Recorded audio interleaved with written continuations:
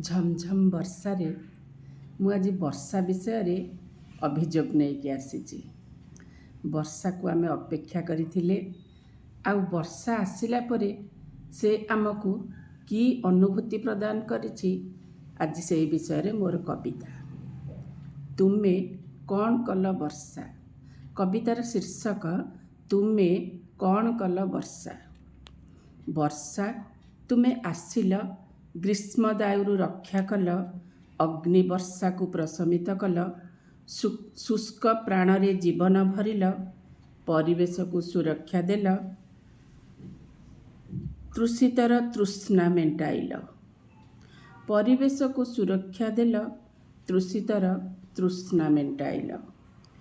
ଦେହକୁ ଭିଜାଇ ମନକୁ କିଣିଲ, ସାଥି ଦେଲ, ବୃକ୍ଷଲତା ଜୀବଜଗତର ବନ୍ଧୁ ସାଜିଲ। ବୃକ୍ଷ ହେଲେ ପଲ୍ଲବିତ, କଳା ମେଘ ଦେଖି ଶିଖି ପୁଚ୍ଛକୁ ଟେକି କଲା ନୃତ୍ୟ।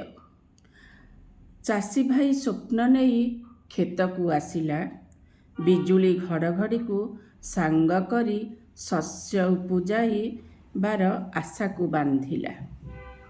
ବର୍ଷା, ତୁମେ ଏ କ'ଣ କଲ? ସ୍ୱପ୍ନ ଭାଙ୍ଗିଦେଲ, କ୍ଷେତବାଡ଼ି ଉଜାଡ଼ି ଦେଲ, ରାସ୍ତାଘାଟ ଧୋଇ ନେଲ, ବୃକ୍ଷଲତାକୁ ବୁଡ଼ାଇ ମାରିଲ, ବନ୍ୟାରେ ହଜାଇ ଦେଲ ଭବିଷ୍ୟତର ସ୍ୱପ୍ନ। ବର୍ଷା, ତୁମେ ଏ କ'ଣ କଲ? ଉଛୁଳିଲା ନଈନାଳ, ବୁଡ଼ିଲା ଘରଦ୍ୱାର, ଜୀବନକୁ ନେଇଗଲ ଏକ ଭିନ୍ନ ଇଲାକାକୁ। ଜୀବନକୁ ନେଇଗଲ ଏକ ଭିନ୍ନ ଇଲାକାକୁ। ଆଷାଢ଼ର ଝିପ୍ ଝିପ୍ ବର୍ଷା ଉଷ୍ଣତାକୁ ଶେଷ କରୁ କରୁ ଶ୍ରାବଣରେ ଖସିଲା ହୀରାମୋତି ମାଳ।